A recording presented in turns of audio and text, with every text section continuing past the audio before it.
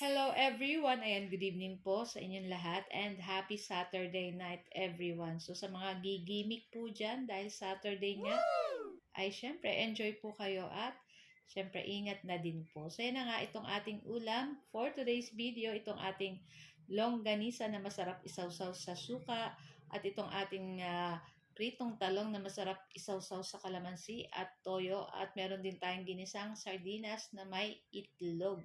Syempre may kanin. So tara na guys at samahan niyo po ako magluto and enjoy watching po. So yun na nga guys, so lulutuin lang natin yung ating longganisa dito sa ating kawali. So naglagay tayo ng tubig para maluto yung ating longganisa. So tutusok-tusokin po natin iyan. Kayo po ba guys, ganyan din po ba kayo pag nagluluto ng longganisa?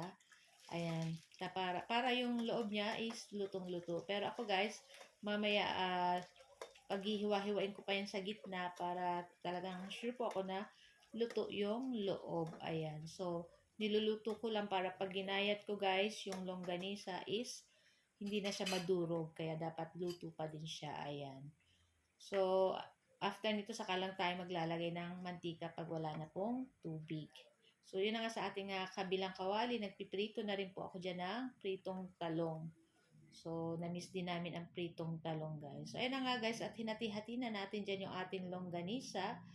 At makikita nyo yung ganyang color ay lutong-luto na po iyan. Kaya ahunin na natin. So, naluto na natin yung ating longganisa and yung ating talong. So, same sa ating same na kawali na pinagpritusan ng talong. Dito na rin ako magigisa nitong ating sardinas. So, nagisa lang ako ng bawang sibuyas. Tapos, syempre, nilagay natin yung ating dalawang lata ng sardinas. Ayan. Tapos, ayan, dudurug-durugin lang natin yung sardinas, yung laman ng ating sardines. Ayun, yung ating fish. Para mas masarap po, ayan, pagdurog, pino.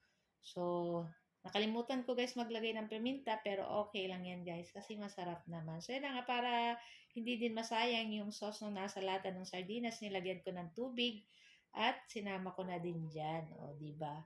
Tapos, syempre, maglagay na po tayo ng asin para sa pampalasa.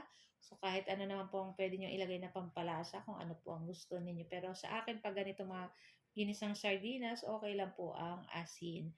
So, after nyan guys, ayan, maglagay na tayo ng ating itlog na 3 piraso. Ayan. Tapos, syempre, lulutuin lang natin dyan yung ating itlog. So, halu-haluin lang po natin iyan hanggang hintayin nating maluto yung ating itlog at kasama na ng ating sardinas. So, kayo po ba guys, ano po ang inyong dinner? Ayan. So, marami pa po kaming mga leftover na pagkain na nasa rep. So, baka bukas, init-init na lang uli or bahala na. So, may mga lumpiang Shanghai pa kami, may konting minuto, tapos may konting pansit. Ayan. So, mga natira pa po namin pagkain kahapon. So, guys, thank you for watching. Bye!